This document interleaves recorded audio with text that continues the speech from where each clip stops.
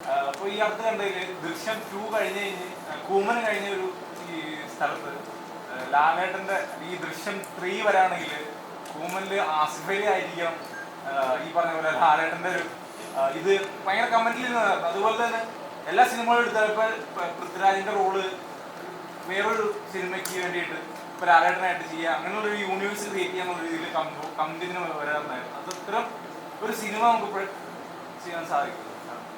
Universal അങ്ങനെ problem ചെയ്യുന്നത്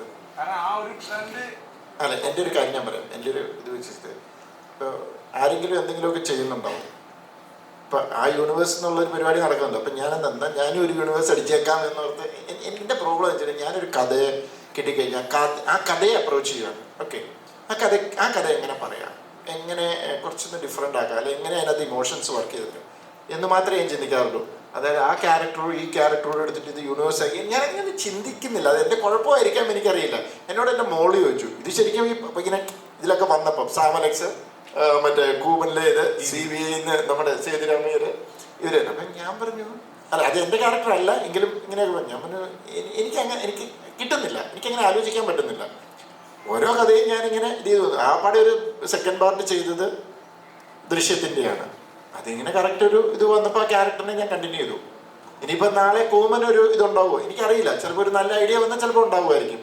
അല്ലാതെ അവിടുന്ന് കൂമൻ്റെ ആ ക്യാരക്ടറിനെ എടുത്തു ഈ ക്യാരക്ടറിനെ എടുത്തു ഞാനിങ്ങനെ അങ്ങനെ ഒരു ഐഡിയ ഒന്നും പോകുന്നില്ല. അങ്ങനെയൊന്നും ഞാൻ ചിന്തിക്കുന്നില്ല. അതാണ് എൻ്റെ പ്രശ്നം. നിങ്ങൾ ആരെങ്കിലും ഒന്ന് ഇതൊരു സ്ക്രിപ്റ്റ് ഇത് സ്ക്രിപ്റ്റ് ഉണ്ടാക്കണ്ടേ? ഏറ്റവും വലിയ ബുദ്ധിമുട്ട് അവിടെയാണ്. നമുക്ക് ചുമ്മാ ഇരുന്ന് പറയാം അവിടെ ഇരുന്നുണ്ടെന്ന്. ഞാനിപ്പോൾ പുറത്തുനിന്ന് സ്ക്രിപ്റ്റ് എടുക്കുന്നുണ്ട്. ദൈവം ഇത് പറഞ്ഞാൽ തുടങ്ങും ഒരബദ്ധം പറ്റി.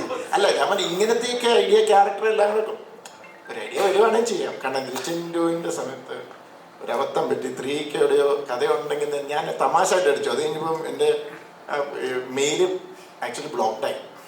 സീരിയസ്ലി ആ മെയില് ബ്ലോക്ക്ഡായി.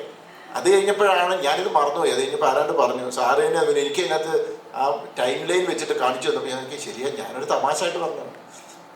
ഞാനങ്ങനെ ചിന്തിക്കുന്നില്ല. അതാണ് പ്രശ്നം. ഇതിൻ്റെ പേരിൽ ആരും അയക്കണ്ട കേട്ടോ.